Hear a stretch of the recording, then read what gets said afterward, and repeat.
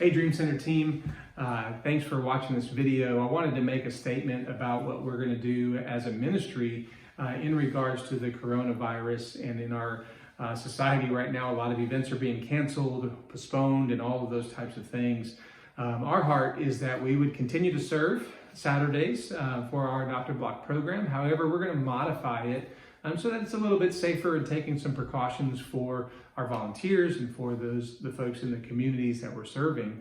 And so I want to just put your mind at ease as to how we're going to do that, so that our biggest reason really is, one, of course, we always want to be there sharing the love of Christ, but we do want to walk in wisdom. We don't want to walk in fear, but we want to have a good precaution plan.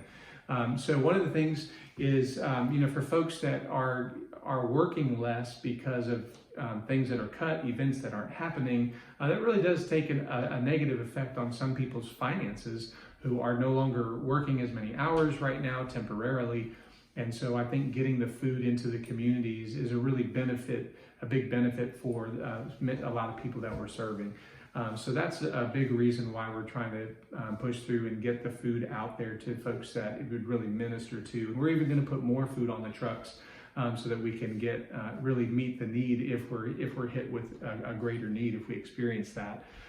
So we appreciate your prayer through that. And some of the precautions now, I would say one is, if you're feeling sick or somebody in your house is sick, then please don't come. Go ahead and stay back. And one of the ways that you can serve is by staying home and praying for us while we're in the communities. But if you're keeping sickness and illnesses away from the Adopted Block event, we would really appreciate that. The next thing is there's different categories of what we're doing for the food.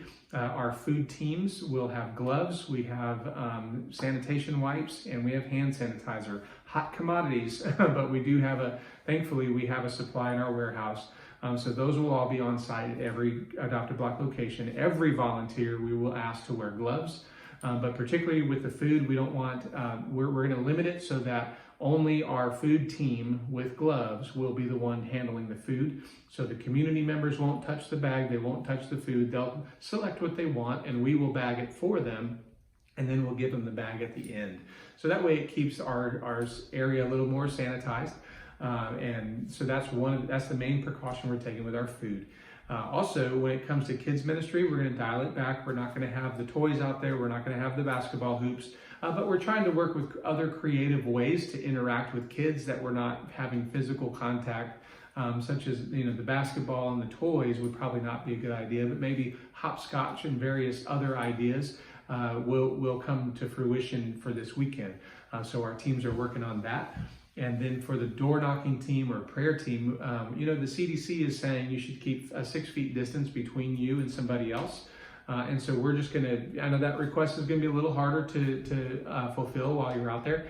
But for the prayer teams, if we're asking, don't engage like face to face, or even as you're praying for somebody, maybe it's better to pray sideways.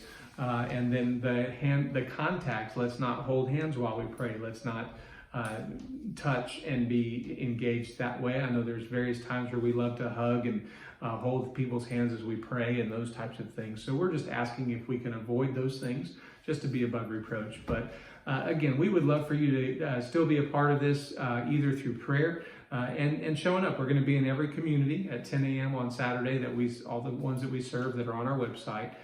So